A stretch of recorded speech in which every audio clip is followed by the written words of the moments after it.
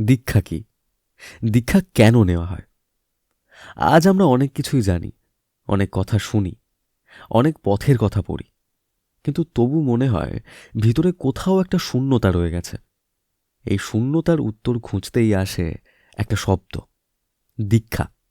দীক্ষা মানে শুধু মন্ত্র কানে নেওয়া নয়। দীক্ষা মানে শুধু গুরুর সামনে বসে প্রণাম করা নয়। দীক্ষা মানে নিজেকে নতুন করে শুরু করা।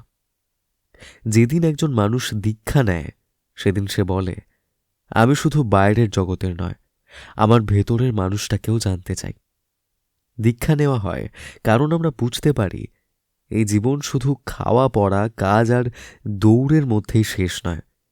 দীক্ষা নেওয়া হয় কারণ আমরা একটা দিশা চাই, একটা আলো চাই, যেটা শুধু বাইরে নয়, ভেতরেও জ্বলে থাকবে। গুরু আসলে ঈশ্বর নয়, গুরু হলেন সেই মানুষটি যিনি অন্ধকারে দাঁড়িয়ে আমাদের হাতে একটা প্রদীপ তুলে দেন। আর দীক্ষা মানে সেই প্রদীপটা গ্রহণ করা। দীক্ষার পর জীবন বদলে যায় এমন নয়, কিন্তু দৃষ্টিভঙ্গি বদলে যায় এটা নিশ্চিত। আগের মতোই সমস্যা থাকে, কষ্ট থাকে, লড়াই থাকে, কিন্তু তখন মনে হয় আমি একা নই।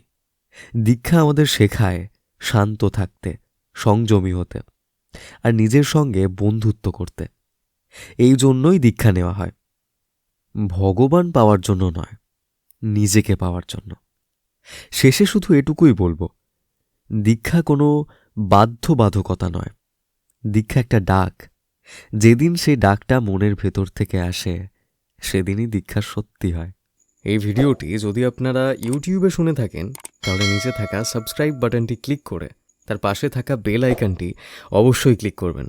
আর যদি আপনারা এই ভিডিওটি ফেসবুকে শুনে থাকেন, তাহলে উপরে থাকা ফলো বাটনটি ক্লিক করে আমাদের পাশে থাকবেন। ধন্যবাদ। বিশদে জানতে এখনই ডাউনলোড করুন আমাদের অ্যাপ বাংলা ক্যালেন্ডার 2026।